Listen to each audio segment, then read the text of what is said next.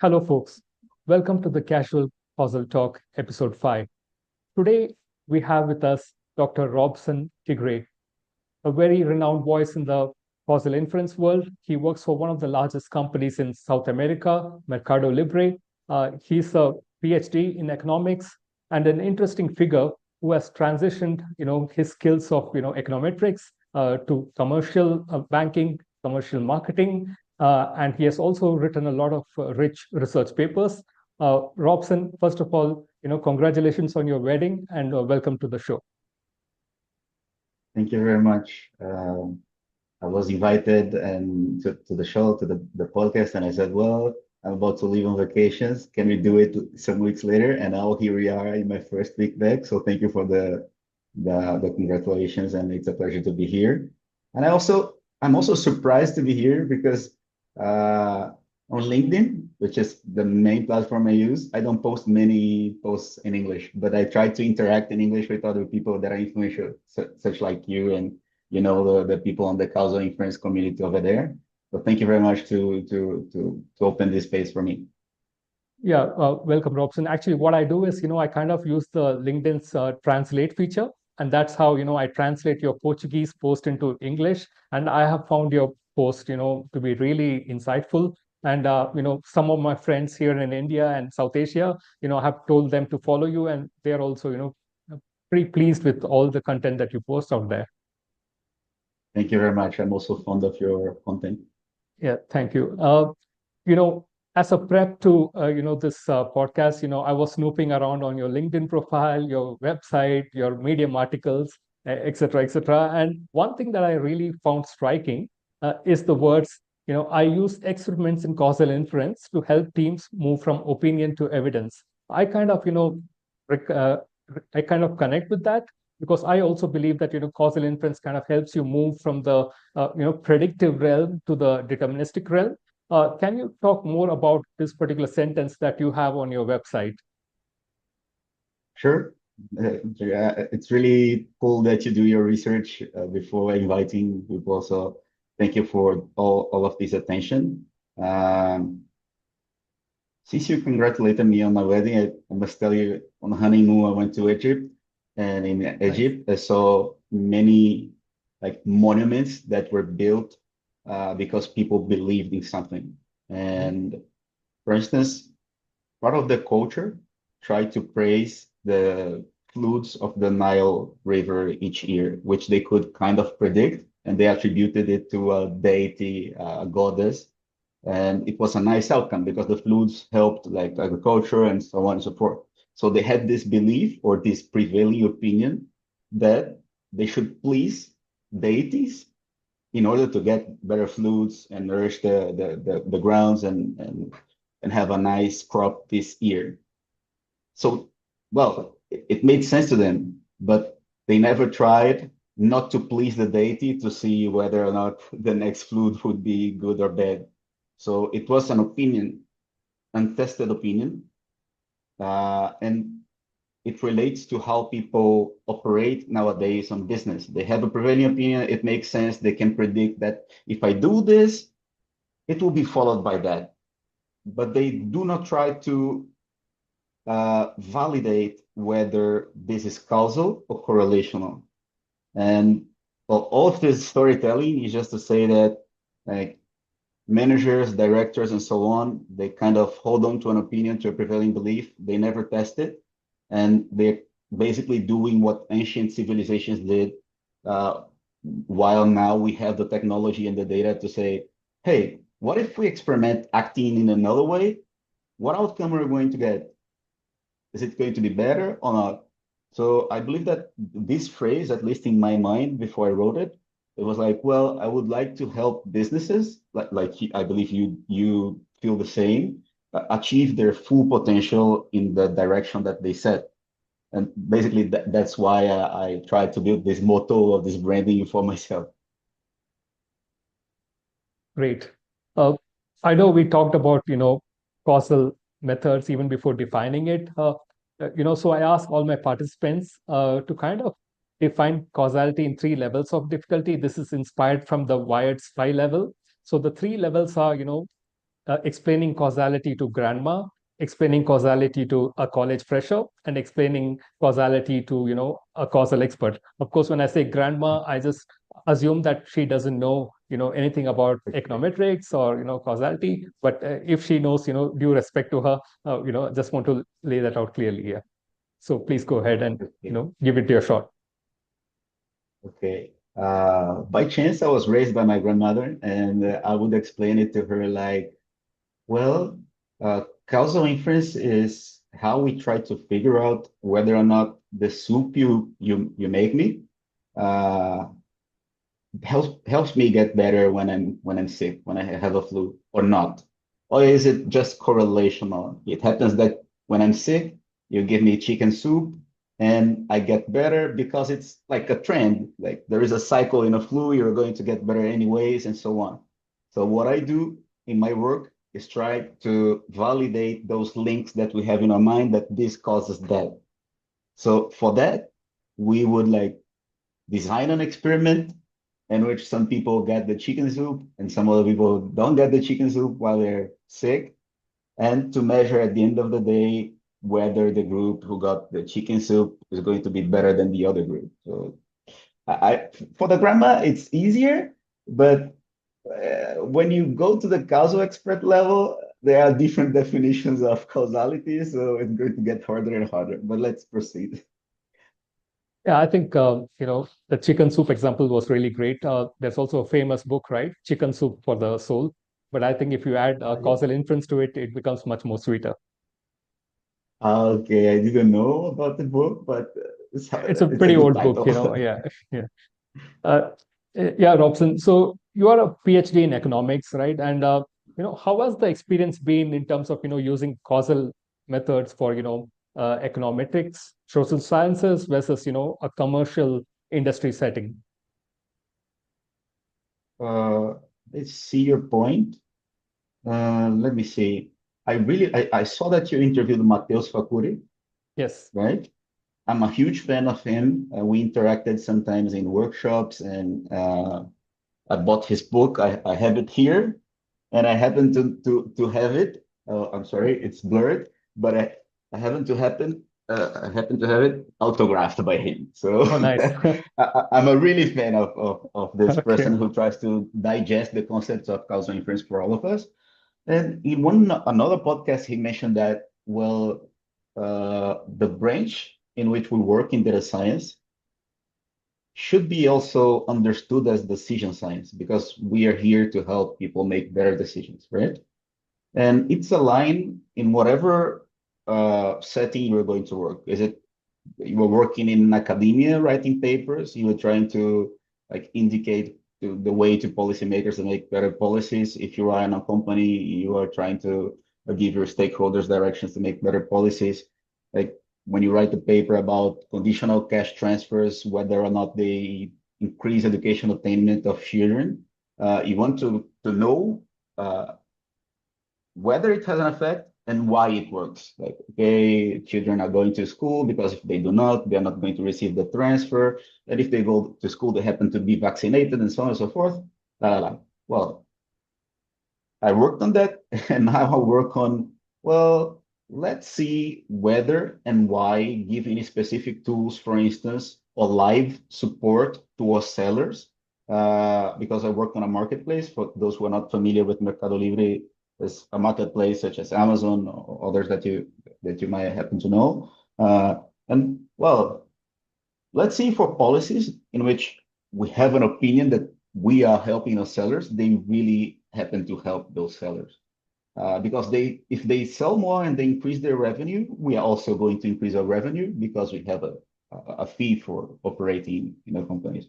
So basically, the goal is the same, but the time you have to do an analysis in academia, like a project, takes 1 year, and you happen to have access to other peers that are also in this cycle of research. You have time to use state-of-the-art approaches, but at the same time, you are far from decision making. You cannot go to the Congress, or you can, but you don't have the full access to go to the Congress and say, hey, I found this evidence, you should implement it, this policy. And in business, you have access to decision makers. They are like next to you in the office, but they want results in a week because your competitor is implementing a similar policy and you want to know whether you should keep investing on it or get this whole bunch of money and do something else new. So you have less time, you don't get to be super rigorous, and people are going to get frustrated if you come up with unclear results. There are a lot of papers with results that, okay, there's no evidence. We can't have an evidence on that. But in business, you have to happen. You happen to have a a gray explanation to something. They're going to say, well, I need a yes or no. Go back to R or to Python and try to investigate that. So basically, that's the difference between those two words. Great. You showcased one book. A couple of days back, I just noticed that you are also planning to publish a book with the title Everyday Causal Inference. So my question is, do you think we human beings are, causality seeking by nature? You mentioned about, Egypt, and I also, want to visit such, ancient places like the Incas in South America, and Peru and everything. I mean, if you look at all those ancient civilizations, they try to make sense of their environment and they try to somehow, answer a causal question, right? Why do certain, seasons happen, and why do certain stars align certain way, at a certain time of the year? And perhaps these pyramids are, indicative of certain star alignments. I'm not an expert, but I've heard such things on, on Discovery Channel and National Uh-huh. Geographic. So what's your take on that? Do you think we human beings are, causality seeking by nature? I do. I do. First of all, you talked about the book, and it's on a work in progress. I'm working on it, and the idea, like you mentioned, the everyday causal inference title, and yeah, I do linking those two topics, the book and the other question. I do believe we are data-driven beings by nature. Like people saw the fluids and they tried to connect it to something and how to make some intervene to make some action upon this. So I believe that we look for data to validate our hypothesis, but most of us don't have access on how to perform the analysis that is going to validate or refute a hypothesis, right? So the objective of the book is just to digest this even more than Mateus did in his excellent book, but for people on consumer experience, user experience, human resources, and people who would read it, understand how to apply the methods, how to make sense of this, and how to validate it. So uh, let's hope it works that way. Because you asked afterwards, like, are we causality seeking by nature? And I believe that yes. Yes, fundamentally, yes. I think that's how we learn things, is basically uh, testing hypothesis. And my wife shared a viral video here in Brazil that is a baby in the living room. And this baby, the mother just saw that the baby was enrolled in a swimming class. But the baby is in the living room making the same movement it did on the pool. And you can Oh, see in the face of the baby that he or she is puzzled, that it's not moving forward. It's trying to swim, but it's not moving forward. So at this point, I believe that the baby found out the difference between correlation and causation. Like when I happen to move forward on the pool like this, uh, when I did this action, I moved forward on the pool, but it's not working here on the ground. Why is it? How do I get to move forward on the ground? Right? So I believe that since we are babies, we are little scientists testing cause and effect in everyday life. And the difference is that causal inference, which Julia Pearl writes in the Book of Fly, is a new science, is that now we have a structured way of thinking on how to validate whether more complex questions than, oh, how do I move forward? No, let's see whether this vaccine works. Now I have a proper way of how to investigate it. So summing up, yes, I think we're fundamentally causal beings. great. Thanks for explaining. And I think the title of the book is really great, Everyday Causal Inference. And I also saw the title cover or the image, of the dog. It's pretty interesting, captivating, I must say. And I look forward to, the release of your book. And I'm sure, all your viewers also be really anxious to, get a hold of this book. Thank you very much. Yeah. So moving on to, your profile, I just noticed that you have published a lot many research papers. As you know, I apply causal inference methods to the field of marketing. But in my free time, I like to read about, causal methods application in other domains as well. For example, economics, social sciences, epidemiology, etc. So I just want to pick your brain on one of your research papers, if I may. That research paper is titled Corruption and Economic Growth in Latin America and the Caribbean. And I just read a bit. I could infer that you're talking about, bidirectional causality. Can you, explain a little bit about this paper and how it is, bidirectional causality there? Sure, sure. We are going to talk about causal methods in some minutes, I believe. But I should let our viewers know that this paper is a more exploratory paper. There's no way to find like this value is by how much corruption affects growth. This disclaimer made, the paper tries to say, well, corruption happens, and we see a lot of poor countries with prevailing corruption, and we see rich countries which we believe have lower levels of corruption. So let's test this relationship because we would like to make it more actionable on how to fight corruption would help societies like grow. And the problem there was that, well, couldn't it be that we are corrupt because we are poor instead of we are poor because we are corrupt? Right? It makes sense. And with the data, we try to validate what comes first. Is corruption that is affecting growth, or growth that is affecting corruption? If it's growth that is affecting corruption, we call it reverse causality because we are looking at the other way around, right? But it could also be that they form a cycle that one simultaneously affect the other. Right? We are poor, that's why we are corrupt, but this corruption also makes us more poor and it traps us in this cycle. So this would be the bidirectional causality or simultaneity that we call in the paper. And we try to validate whether this is a cycle by doing something that the MMM also does, that is, well, let's include legged variables of corruption and growth in this regression to see whether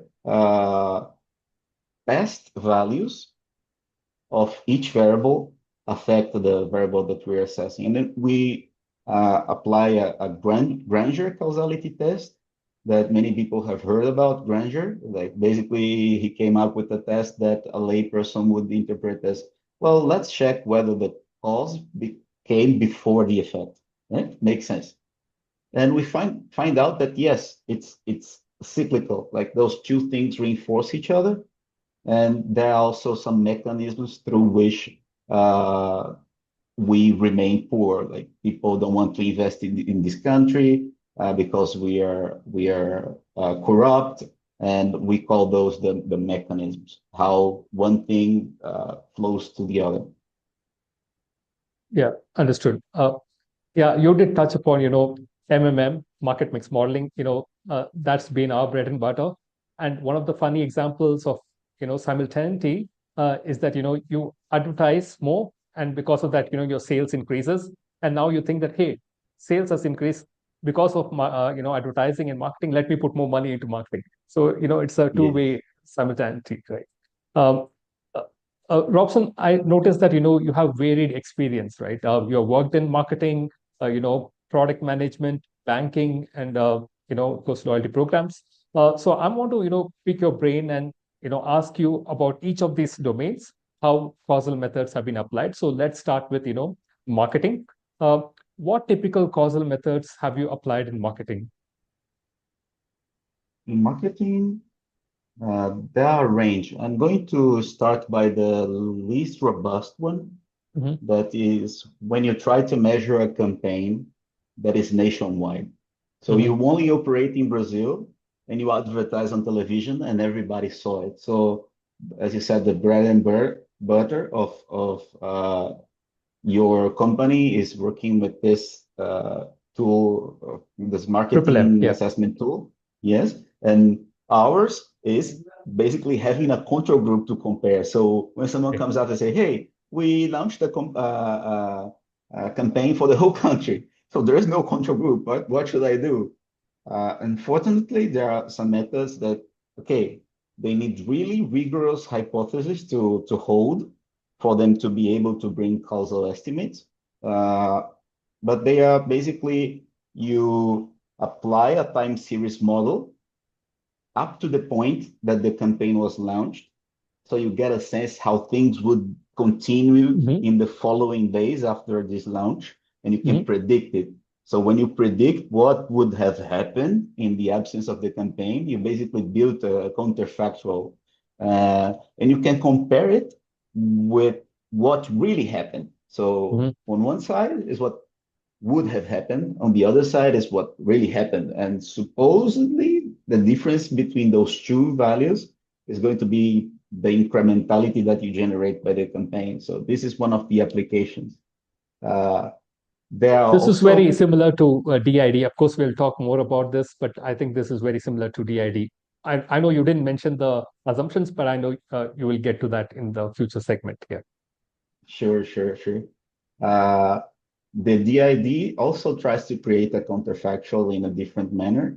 And we also use it in marketing when, for instance, some people consume the campaign that is not nationwide.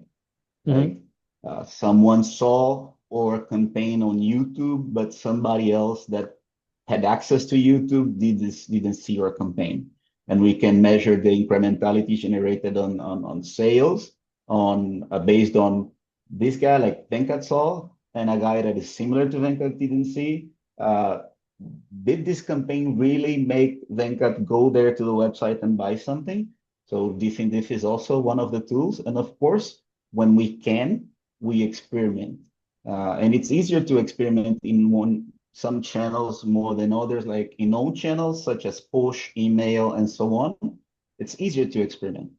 But when you want to experiment in out of home, for instance, like outdoors, and the company wouldn't let us data scientists randomize in which airports we are going to put advertised because it may lead to less revenue that would have, there is a range of tools going from some like time series that is less rigorous to others that is like we randomize who is going to receive or to have access to this campaign and measure whether those guys who received acted more on going to the website and buying something than the other guys.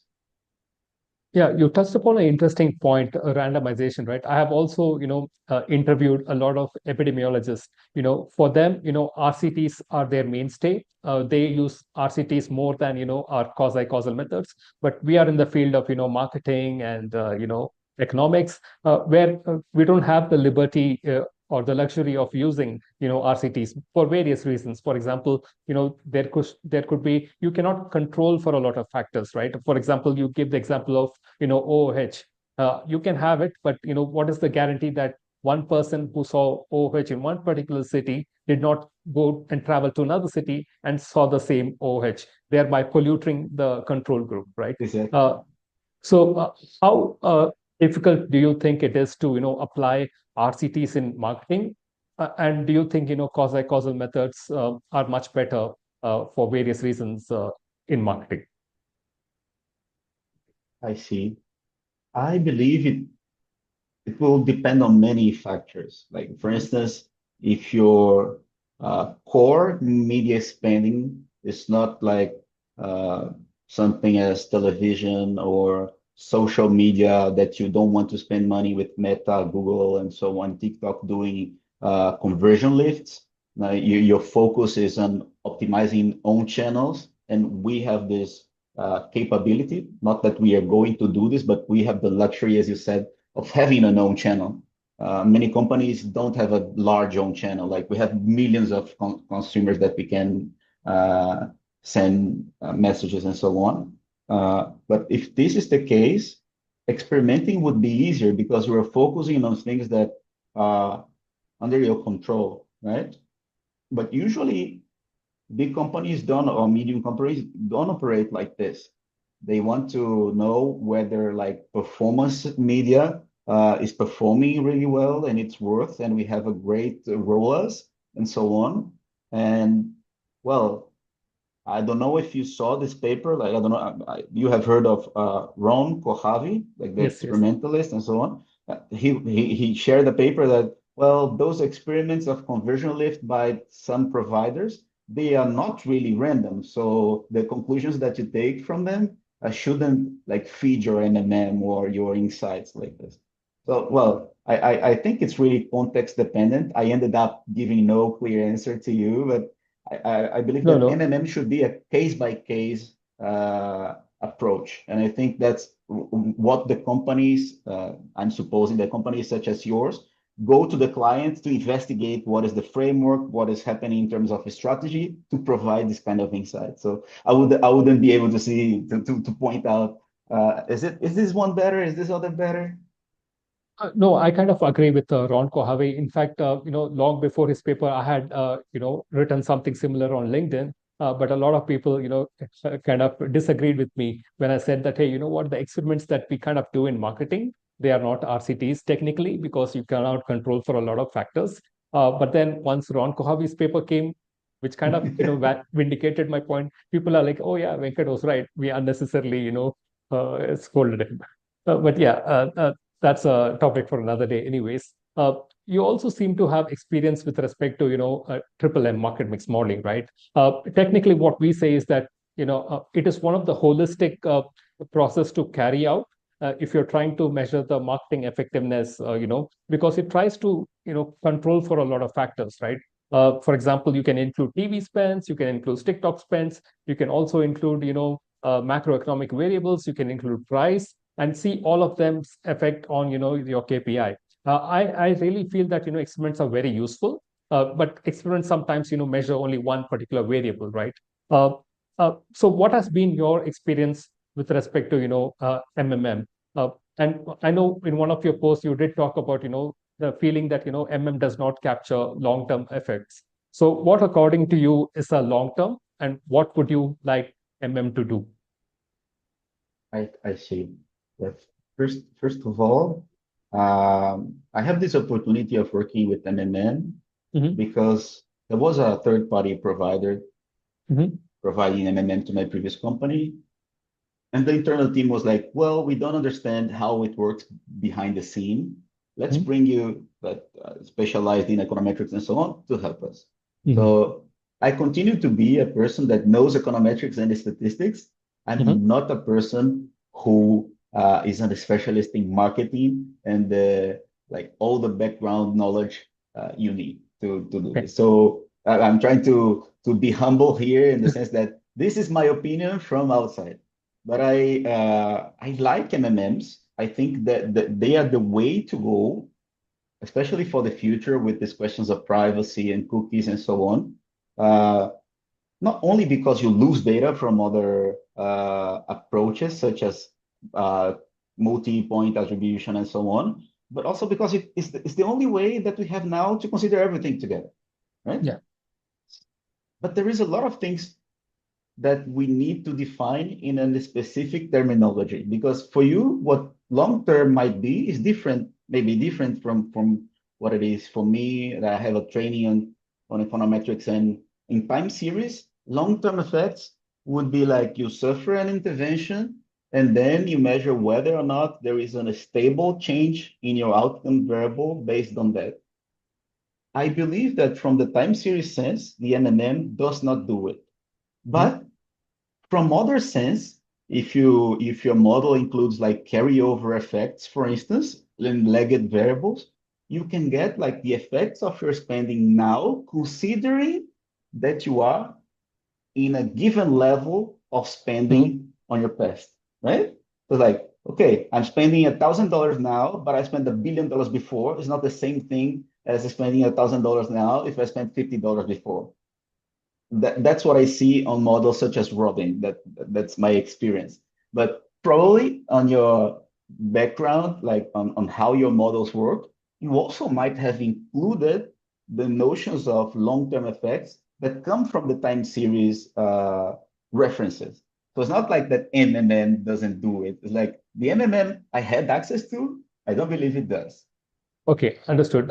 I think I'm totally with you, and I totally agree, right? I mean, there is the plain vanilla MMM, which people, just build out without, baking in ad stock, which you talked about. If you don't have ad stock, you're totally right. You're not trying to measure the previous advertising effects, in the present. And of course, there is also going to be carryover effect. The advertising that you do today will have a lingering effect tomorrow. Of course, you need to, consider all of them into your MM model. And of course, once you do all of this, again and again, there is this concept known as base in MMM, which kind of measures all the historic activities that you've done, all the historic advertising and your brand's longevity.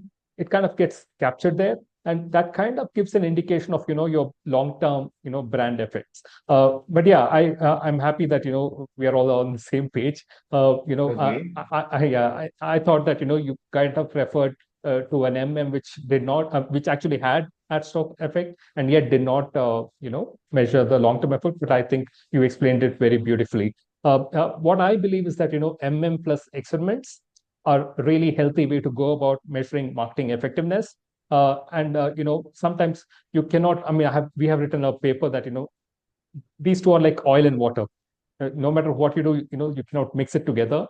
In the sense that you cannot use, experiments result and feed it into MM, and it doesn't really make sense. But at the same time, once you have the MM, because it encompasses a larger number of variables, you can use MMM's results to inform, certain things about experiments. But we will talk about, that later. Just a curious question. You did, have some experience with MM. Did you use a Bayesian technique or a frequentist technique? Okay. First, I'm really curious. Maybe it's a talk for a coffee. We after with the interview, the chat, we get a coffee and talk about those topics. But I'm really curious about your concept now about of long-term effects. If it's the baseline that you're considering, like, okay, we built all of this reputation here, Mhm. and it counts as an asset, Mhm. or if it's another concept. Feel free to discuss it now, or we can discuss it later. But I like engaging in this. Like Yeah, I'm we can learning carry on. here. As I said, I came here without this knowledge, and I'm going to leave it here with this topic to think about. Yeah, so I mean, I kind of think of base or the brand equity of an MM kind of like a stored up energy. Think of it like as a battery which has been charged. So to keep charging your battery, you need to supply it energy, electricity, and advertising is something like that, right? You keep doing, and the brand keeps, reaping the rewards of your advertising, and because a lot of people know about you, they purchase your product, they develop goodwill towards you, and and because of all that, your company continues to grow, and it is alive. That is the longevity. The more you're alive, for example, I can give examples of Coca-Cola, McDonald's. There are so many companies that are nearly 100 years old, right?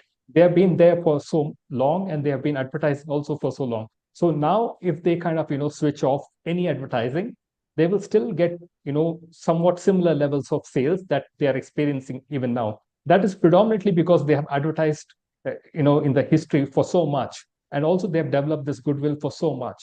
And MMM's base kind of captures that effect. What we have seen from our practice is that brands that are really old, when I say old, I mean to say that 50 plus years, they have a base, somewhere to the tune of 60% or even 75%, in that range. But of course, if you go towards 90% or something, that is not a realistic MMM. That's more like an overfit MMM. I have talked about it, in my Substack as well.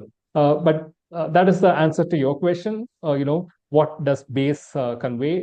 Did I answer your question, or do you want me Yes, to yes, yes. elaborate more? That's great. Thank you. Okay.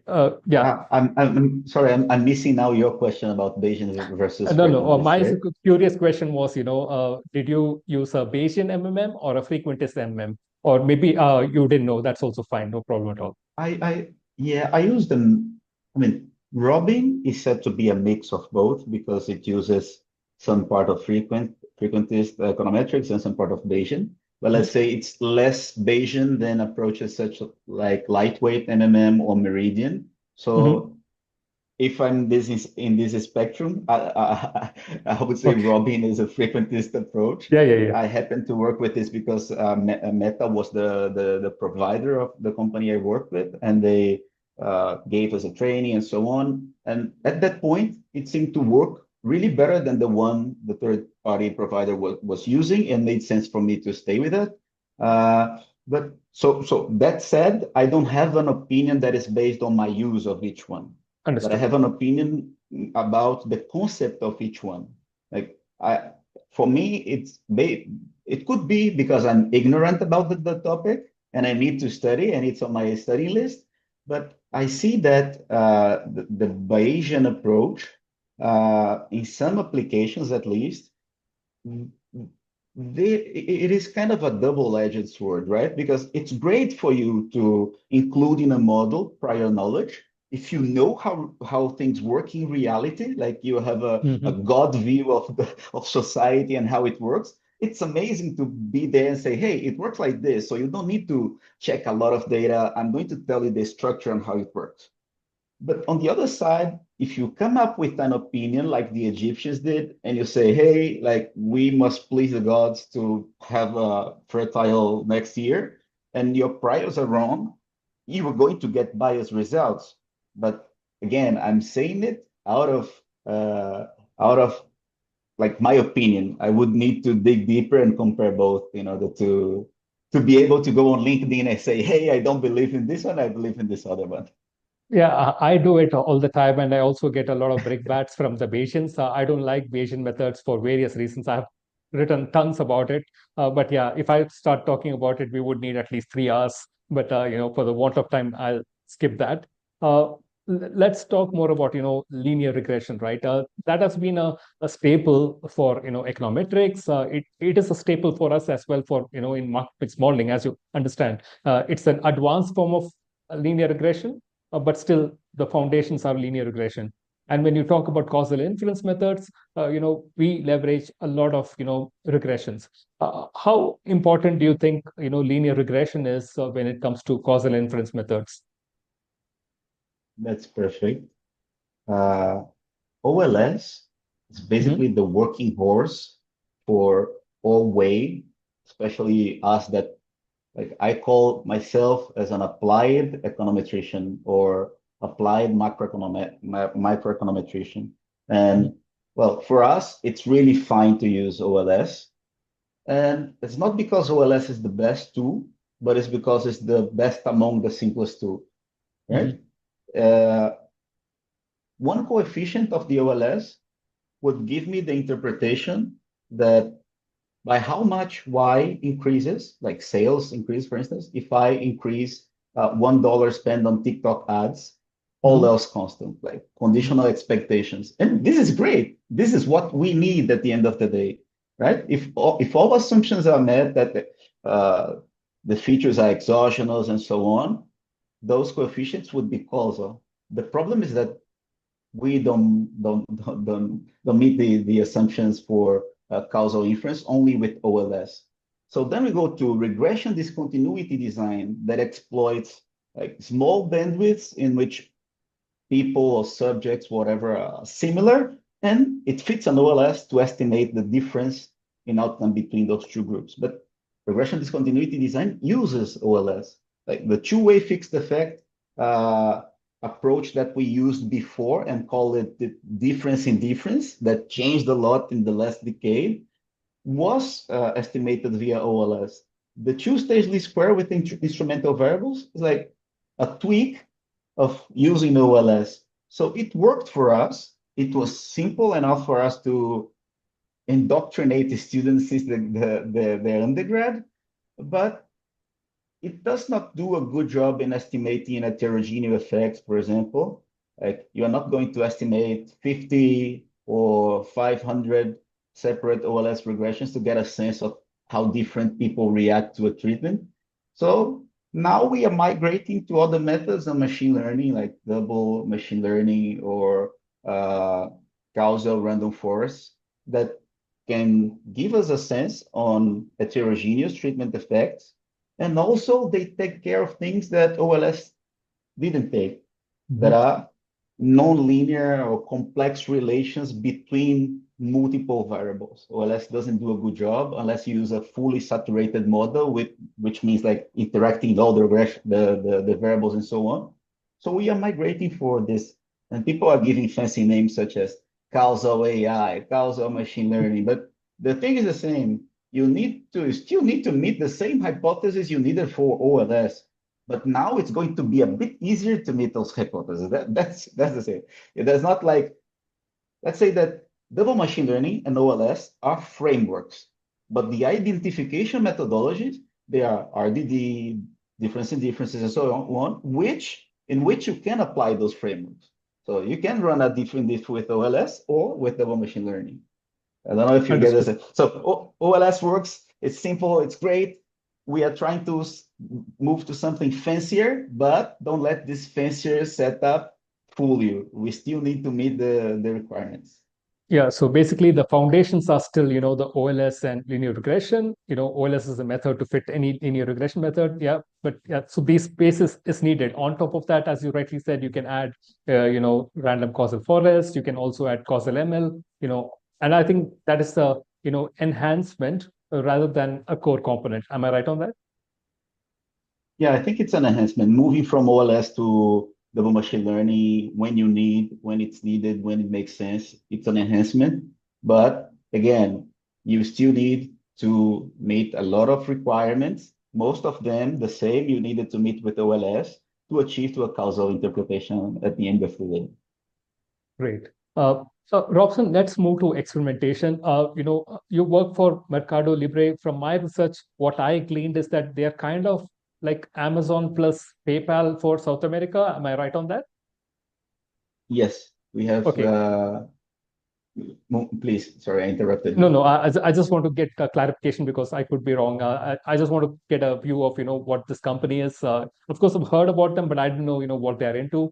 Some people, one of my friend from Brazil told me that they are like Amazons of the world, but now they also have some kind of a payment and all that. So I thought maybe they're like Amazon plus PayPal. I don't know. Yes, Amazon Plus, let's say, uh, in various extents, a bank. In some Sorry. countries, we don't have in various extents, we are also a bank. But Okay. in some countries, you have to have a license to operate as a bank. Mhm. So we are not a bank for the whole Latin America. But for some countries, we also offer credit. So you can go there and take a line of credit. You have a credit card, you have a debit card, you have an account, and you can buy insurances and so on. So Yeah, understood. Now things are clear for me. So because you have carried out so many experiments, I believe you must have carried out at least 100 experiments. My question is regarding hypothesis framing. I think everything starts from there for experimentation. Uh, how important is hypothesis framing first of all? Who decides it? Can you just walk us through the process? sure, this is the hardest part of all, Hmm. is having clarity of what you want to measure. Hmm. And we don't have any training for this in the beginning. So it comes with, at least in the PhD course, the Hmm. hypotheses are clear for us because we read a lot of papers and we derive hypotheses from someone who came before and so on. But in business, it doesn't help if you measure the wrong thing. So you must go there with your stakeholders and say, not exactly what do you want to measure, but what question do you want to answer? And why is it important? Because sometimes people think they need to answer something, but what they need, in fact, is something else. So, for instance, let's see, someone comes up and says, well, I want to measure the effect of getting a credit line with us. Okay, but it's incomplete. Effect over what? I understand that your treatment is going to Mercado Pago and asking for a credit, but effect on what? Effect on, I don't know, buying with us and the marketplace. But are you sure that you want to measure how important it is getting credit for someone just to buy in the marketplace? Aren't there other things that are important too? For instance, if Venkat comes to Brazil and his first bank is Mercado Pago and he opens an account and gets some credit, isn't it important to know whether he's going to keep using this credit, this account? Or if Robson, who lives here for 30 something years, does the same, isn't it important to know whether he took money from new bank and started putting it on Mercado Pago and so on? So in these types of conversation in which you try to align the demand of this person with the commerce priorities that are defined by the CEO and so on and so forth, you start getting a sense of what is important to move the business. Like, not necessarily we want to have an improvement in one specific KPI that is not actionable. Like, okay, you got a credit there. Am I going to keep begging you to use this money to buy within the platform? Or it's more important that this money use it for something else that keeps you with us, loyal with us in Mercado Pago. So everything is like a therapy session with stakeholders trying to discover what they really need to take action for decision making afterwards. Yeah, a lot of quotable quotes just from this short segment. You said that there is no training for hypothesis framing. Wow, that's really great. I'm going to steal that one. And a session with stakeholders is like a therapy session. I totally understand. I know I've experienced it so many times, and I'm totally with you on that. Again, another quotable quote, definitely. Maybe you can have these quotes for your book. Just an idea. Thank you. Thank you. Yeah. That's a good idea. Yeah. Yeah. So talking about experiments, right? There are a lot of concepts and technicalities involved. There is this problem of, peaking, right? If you would like to, briefly explain to our viewers, what is this peaking problem and how can people avoid it? Sure. There are basically two ways of doing an experiment. Well, there are thousands of ways of doing an experiment, but let's go to the traditional framework. You can go there to your Python or R and calculate, okay, if the effect I'm trying to measure is of this size, how many people I need in the whole experiment to be able to measure this difference between the two groups, doing a power calculation. Okay. And there is this fixed sample approach in which I calculate, like, I need 100,000 people. And then I launch the experiment and I let it, and I wait for it to achieve 100,000 people in the audience. And then I measure the effects of this intervention between those two groups. But if Venkat is my stakeholder and he is really anxious because he promised to his boss that this feature that he came up with is going to be revolutionary, Venkat is going to send an email as like message to me every day asking, hey, can you check the effect for today? I'm going to say, hey, Venkat, we launched the experiment yesterday. Should I be looking at the result? I said, yeah, okay. And tomorrow we do the same. And we do the same until the point that I say, okay, I'm going to build a dashboard for us to check the results every day. The problem with this is that you are testing different hypotheses separately for the same process without adjusting for the fact that it's basically coming from the same data, but you are trying and trying again at your will up to the point that for chance, it could be that a positive result that pleases Venkat appears and he says, see, I told you that this was a great feature. So we don't need more experience, just kill it, and I'm going to report this last result. And Venkat just did something that pleases stakeholders and everyone, but that is statistically wrong because we had to account for the fact that those were repeated tests, right? So basically, this is peaking, and this is the problem of peaking. Peaking is trying to check along the way. And to solve peaking, fortunately, it's not a practice that we developed here, but the platform, I'm not going to take credit for it. The platform existed before I came in. called Melidata. We have excellent data scientists and data engineers. They created a platform that Robson and Venkat are not going to be able to launch their own experiment the way they want. They are going to be able to set parameters like I need to check this KPI, this is the size of effect I expect, and so on. The platform made by statisticians and data scientists is going to design the experiment and run it using something that we call sequential testing. Sequential testing does basically what Venkat proposed, but taking care of the fact that looking today, testing today, looking tomorrow, testing tomorrow, you can take every test that you did, but you have to correct for the fact that they were made together. And there are some margins, like some thresholds that, yes, if the result that Venkat said was the best, just was above this threshold, then it's valid because we are confident enough that this result is not because we are picking. It's more robust to the fact that we checked in several days. And this platform already experiments it, or already implements this.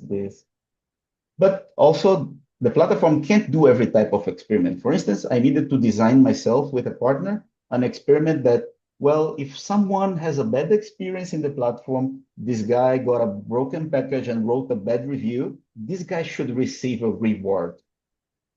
And we needed to experiment it. And we need to experiment it for several months, like 3 months or more. The platform didn't allow for that. And I couldn't build a sequential testing algorithm myself. So you can go back to the fixed sample approach, that is the traditional one, and say, hey, Venkat, shake my hand and agree that we are not going to pick. We are just going to see at the end of the defined period that we calculated how the results are going to be. So those two approaches, they avoid the problem of picking. Yeah, I mean, last year I traveled to Dubai and I met this, really famous experimenter. I don't want to take his name, but he said that, you can peak all you want, but don't make any actions. I think, yeah. So I think he said something like, yeah, you can peak all you want, but don't take any actions, then you're fine.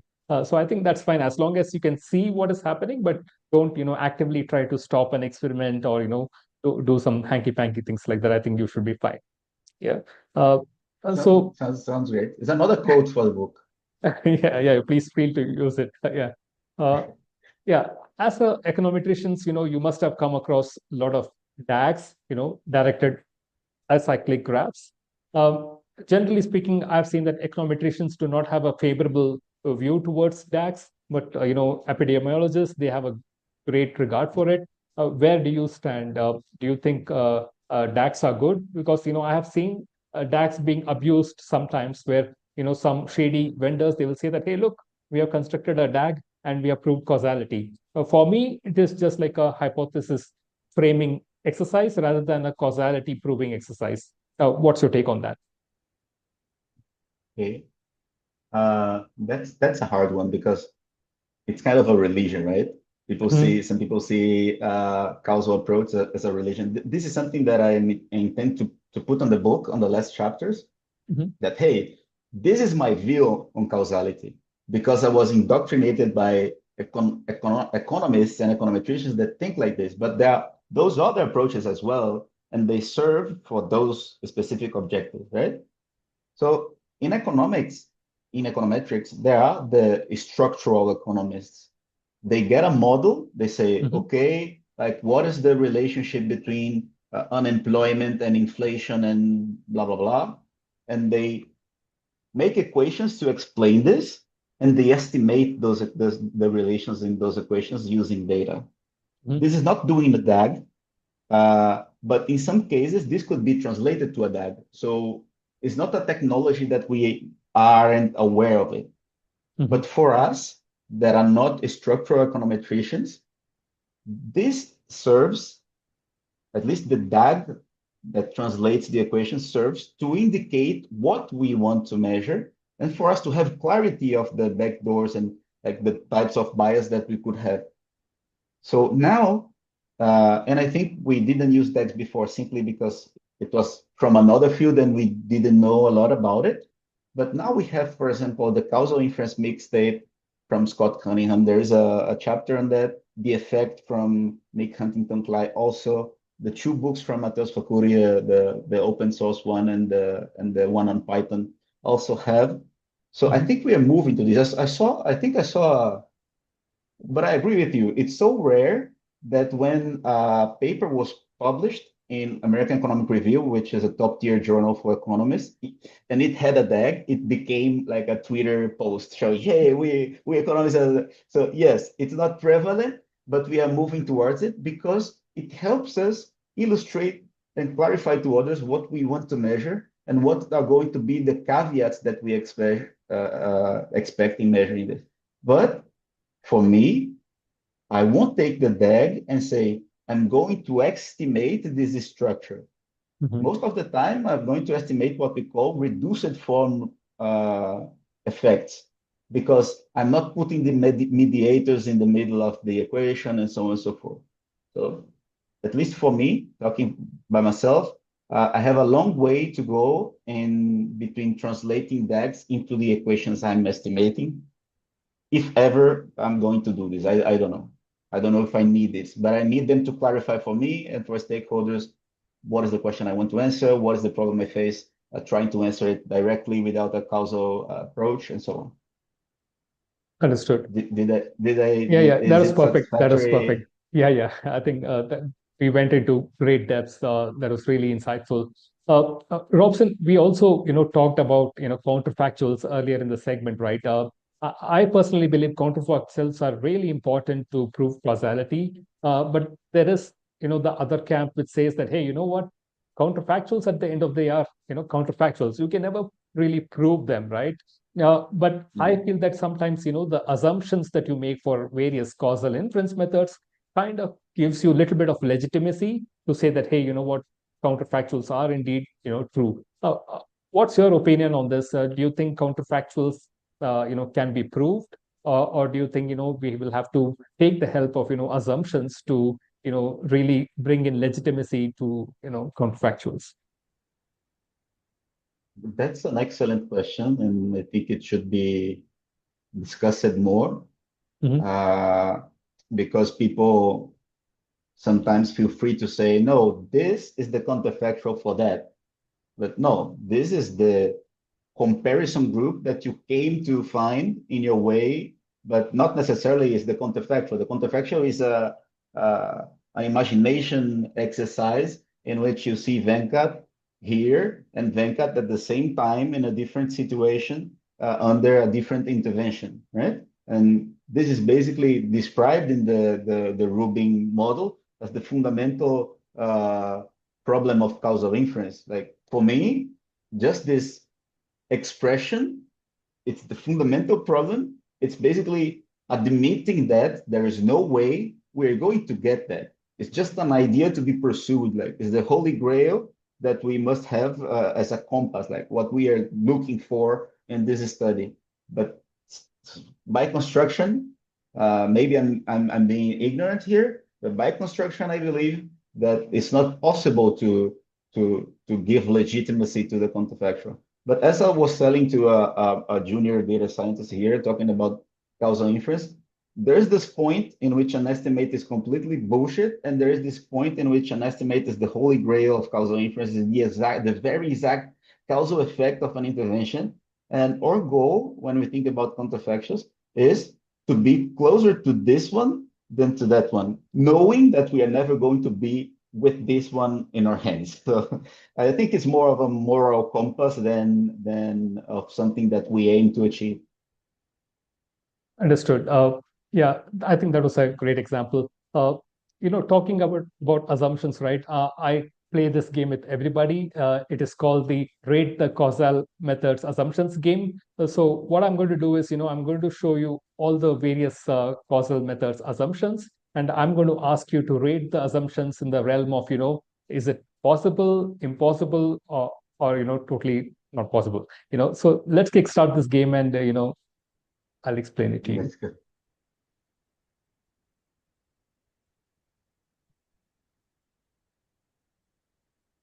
I hope you can see my screen. Let me maximize it here. I do. Okay, so let's start with, DID's parallel trends assumptions. Do you think that assumption is reasonable, unreasonable, or impossible? Of course, you are free to take up, any example from any domain. It could be marketing, it could be banking, or it could be even, from econometrics, social sciences. What, according to you, has been your experience, whether, DID's parallel trends is a reasonable, unreasonable, or impossible assumption? Okay. Uh, can I first hedge myself, explain my line of thinking before choosing? Yeah. I sorry, I forgot to Okay. say that. Yes, please always have a Okay. explanation that is always adding more context. Yeah, please go ahead. Yeah, That's a great exercise. I mean, I don't know if you teach some courses, but if you do, you should do this exercise I in do. Yeah, this is your students. coming up from there itself. Yeah, Okay, great. yeah. So, say parallel trends in differences, it basically comes from the counterfactual idea that if I could see the trajectory of the control group after this period in which the treatment group is treated, I would see that they continue in a let's say smooth trajectory.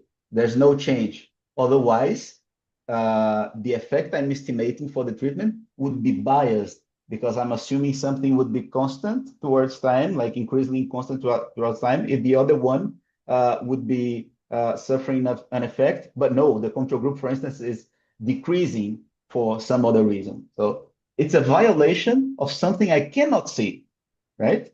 And for this reason, the only indirect test is looking for the past. Since I cannot look for the counterfactual for the potential outcome of the control group in the other direction, I look back and say, hey, before the treatment, was there parallel trend? And for me, given this limitation, I think it's a reasonable assumption Okay. because, first of all, if it's not reasonable, we are not going to achieve identification, Mm-hmm. right? And Sure. also there is the relative factor here that there are other ones that are more unreasonable than that. So in this scale, I'm going to put it there. Great. Uh, let's move on to synthetic control methods, synthetic twin. Of course, you can give a brief background or an explanation, and then give your rationale. Yeah, please go ahead. Synthetic control, synthetic twin. Venkat, I think you're going to see that I'm an economist because I say that everything depends of something else, right? I never have a clear uh, attribution, but No problem. Yeah. I think this one is reasonable Mm-hmm. in some situations. It suffers from some of the issues that parallel trends suffers as well, because parallel trends and synthetic twin, they are based also, like the validation, since we don't see the counterfactual, is based on the previous period. Like, okay, did I build a synthetic twin that follows the same path? Okay, I did. Is it perfect? Yes, as long as after the treatment, this synthetic twin don't suffer the treatment for another intervention and changes its path. Or if the SUTVA, the stable treatment unit value assumption, is valid and the treatment doesn't affect the control. So there are a lot of problems here that we can't defend ourselves unless we are God and know all the context of Earth and know that the control group was not affected by other situations and so on and so forth. But if they hold, yeah, it's reasonable. But we are less sure about this and we have less ways of defending this than we have the ones for parallel trends. So I Okay. must put it under unreasonable. Like if I have to trust my life in those two, I think that parallel trends would be in a higher level than the Yeah, synthetic twin. I'm with you on that. And all the causal experts that I've spoken to, they also echo, what you have expressed here, in the sense that at least with parallel trends, there is a realistic counterfactual. But in SEM, you kind of concoct a counterfactual or a control group, which is not even realistic. It's a hodgepodge of all the other, control groups, right? So yeah, I am with you on that. Since you talked about Sattva, I know its label says biostats and econometrics. Sorry, because it was the I had previously another one. You can have it as marketing or econometrics. Yeah. Let's What do you think go. of? Yeah. Suitable is reasonable. Okay. Also under various situations. If they were, for instance, you look at this hypothesis and say it's always reasonable, then you never need to make indirect tests to validate it because, well, there's no worry. So it's not a hypothesis, it's a fact, right? In this sense, the Sutva is reasonable because under specific circumstances that in some of the scenarios are under control of the experimenter, you can, let's avoid the word guarantee, but try to guarantee the Sutva. For instance, okay, let's do an experiment in two cities and one of them is far away from another. And I'm giving a treatment at the individual level and I'm measuring the outcomes at the individual level. And I'm pretty sure that these individuals in those two really far from each other regions, they are not going to interact. And at the end of the day, I'm also supposing that they are balancing in all other covariates, the two municipalities are similar and so on. In a scenario like this, which I'm making like an extreme scenario, but we could think of something more reasonable, Sutral would be valid, right? So can I put it under reasonable? Yes. Yes. Okay, great. I know you have a lot of experience with the regression discontinuity design. What do you think about the sharp cutoff rule in RED? Okay. And I love this method. I think it applies well in a lot of situations in industry as well, right? And if you know that if someone crosses this cutoff, this person is going to be either in one group or the other. Like if you cross this cutoff, you're going to be in the treatment, never in the control, because you receive a drug and then you take this drug and everything else, like you are full complier. Well, it works for me, right?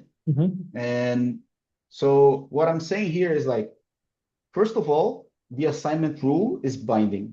Being on one side or the other guarantees access to a group. The other point is that there's no manipulation. For instance, when people do geographics, RDD, and they say, oh, this municipality, Recife, where I live, is a treated municipality, and Olinda, nearby, is a control. Okay, let's do a geographic RDD, but suddenly a guy says, hey, I pay rent, I can choose to live on the other side and get treated as well. So you are contaminating the treatment group, and there's self-selection anyway, so you are not clear from bias. And the whole goal of causal inference is basically clearing biases. So if those assumptions hold, sharp RDD is going to be reasonable. And there are a lot of indirect tests as well, right? To check the validity of this. Yeah, so now we come to the final one, perfect balancing in, propensity score matching. What's your opinion on that? You already know my opinion. I'm sure that you know where I'm going to assign this one. Yeah, just for the benefit of the audience. Of course, I know, but yeah, you can, please. Yes. Yeah. I like propensity score matching. It serves for a lot of things. It serves for you to do better things than just getting a matching for Robson, a guy that you think is similar to me, and just run a regression on the sample. You can use propensity score matching to apply weighting, for instance. Like Mateus has an excellent chapter in his book about weighting. So I like it. I use it. I have to admit that I use it in some situations when there is nothing else that would help me adjust the differences between groups. But I'm aware that there's always something else left from the model, right? First of all, even if you use the most advanced deep learning methodology to estimate the propensity scores, it could be the case that you are forgetting or simply don't observe a variable that affects both the outcome and your treatment. and the effect might be biased by this omitted variable. So impossible is not unuseful, right? But I'm going to assign it to impossible. Okay, impossible. Okay. I'm curious about, I don't know if you can say it because you might contaminate your next interviewees, but I'm curious about how you would classify those. Yeah, I would put it somewhere in between reasonable and unreasonable. But yeah, I mean, I respect your opinion, and you've given a great explanation on why you think so. So yeah, you can stand with it. But yeah, this has been great, and we can move to the next section. I'll just stop sharing my screen. Yeah.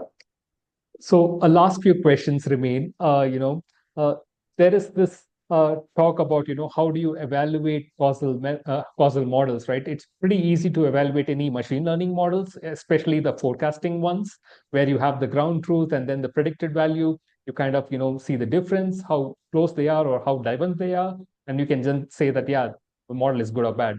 But with respect to causal methods, it's very dicey, right? How do you kind of, evaluate causal methods? Yes, there are various ways. There are, I don't know what do you mean by validating? For instance, if someone came up to me with a model, right, that this person developed, and it was the case here in Mercado Livre, like a consultancy firm developed a model to try to measure effects, and they were pretty confident about it. What I did was to simulate data. Basically, I generated data in a structure that was similar to the data we had for our clients and introduced some relations between treatment and the outcome and treatment and those variables. And with this fake data that I created, I fed the model. And as you might expect, if the model is really well designed in trying to measure causal inference, the value it would spit on the other side, output as a causal estimate, should be approximately the value that I simulated in my data as the causal effect, and the model didn't. Okay. So, well, there's something wrong here that you are trying to explore probabilistic matching and weighting and everything at the same time, calling it causal AI, but it's not it doesn't give us an unbiased estimator. That's how I would validate. But if you ask me, how would you validate, for instance, that an RDD estimate is robust enough? Okay, we don't have counterfactuals to validate that this is unbiased, but we can explore some like engineering to provide credibility to our stakeholders. Mhm. First of all, I would check this, like, are people able to cross the cutoff?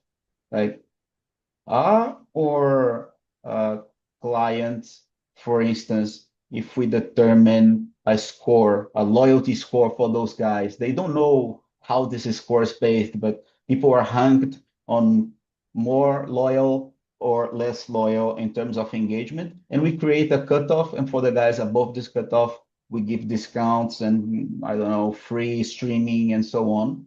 Are they going to be able to self-select into a group or the other around this cutoff? Well, we can test it. Are there more people on one side than the other? Is the distribution discontinuous around this?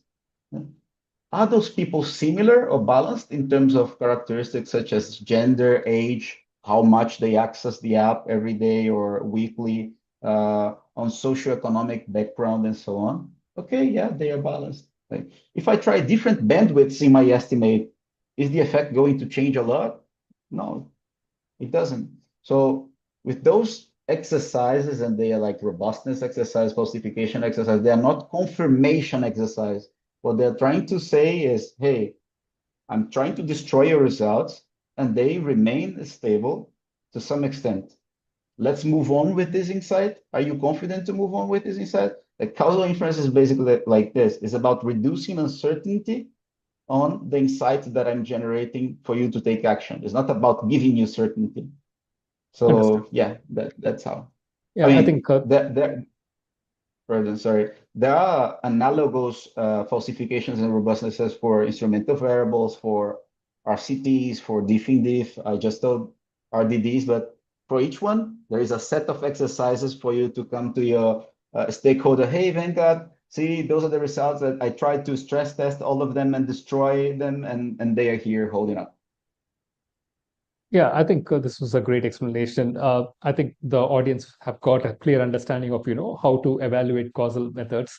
The last question is, a lot of people are trying to, break into causal inference. So, it's becoming more popular as day goes by. What classical books or resources would you suggest for anybody trying to, break into causality? First of all, the Book of Why. Mm-hmm. First, I started reading. Actually, I love Audible. I love audiobooks. Mm-hmm. My office is far away from home, so I get a lot of hours to listen. I said, Mm-hmm. well, I'm going to take this 2019 or 18 book and listen on my way. And this Mm-hmm. book, I wish I had access to this in my undergrad days Mm-hmm. because it helps you think in a philosophical way, an existential way about causality. So it's a great book and it's accessible. You don't need to know about the statistics or whatever. So I would say it's the first step. Mm-hmm. And there is a quote that I annotated here that Julia says, "You cannot answer a question you cannot ask." Mm-hmm. And as I said, what was the most difficult part here? Talking to stakeholders, like a therapy session to come to a question that you need to answer. So this book is great. And there are a lot of other books. Uh, Experimentation Works from Stefan Tonk is a Mm-hmm. non-technical book that will help people that are watching here and have no background in statistics or causal inference to get to know why causal inference is applied in business. Mm-hmm. And the others are Causal Inference, the mixtape, Scott Cunningham. There is a version online free. The Effect, an introduction to research design and causality, Nick Huntington Klein. There is also a free version. I buy these books because I think they're so great that they deserve to be bought. And the books of Mateus Facuri, Causal Inference in Python. This one is not available online, and Causal Inference for the Brave and True, which is available. Great. I I think mean, that's an I could I could say, hey, this is the guy from the like you can see like it's causal inference for statistics and social science from Imbens and yeah, Rubin. guide embeds. Basically, Yeah. the guys from the counterfactual way of thinking. And well, if you go more advanced, this would be the last one after the ones I just mentioned. Yeah, I'm in total agreement with your selection of books. Of course, there are more classical books out there, like the Mostly Harmless Economics from Yeah. Angrist. I think a lot of people have recommended that. I know, but there are so many, but I think you've covered them all, or you seem to have everything. Yeah, and I will recommend your book too whenever it's out. Causal Inference in Everyday. Yeah, I look forward to Thank you your very much. book release very soon. Robson, it has been great. Thanks for your time, and I'm sure we're going to have you back soon for another talk where we go into much more deeper topics of causal inference. Of course, we didn't touch upon causal estimates, causal estimates, ATEs, CATs, etc. In future talks, we will definitely cover them and, perhaps go into much more intricate details with respect to every technique. For example, DID, SEM, PSM. There's so much to unravel, but, 1.5 hours is simply not enough. We will require another segment for that for sure. But thank you, Robson. It's been great. I hope you enjoyed the discussion. Thank you very much. It was really nice talking to you. Let's keep in touch. Thank you for inviting me. And for those who are watching and listening, please find me on LinkedIn. It's where I met Venkat, and we are always learning. Well, I'm always learning from him. I expect I to learned from you also too. share some kind of knowledge. So that's it. Thank you very much. Yeah, thank you, Robson. I'll make sure to leave your LinkedIn link in the descriptions, and I'm pretty sure people are going to find this particular talk really useful and insightful. Thanks for your time. Bye bye. Thank you. Bye.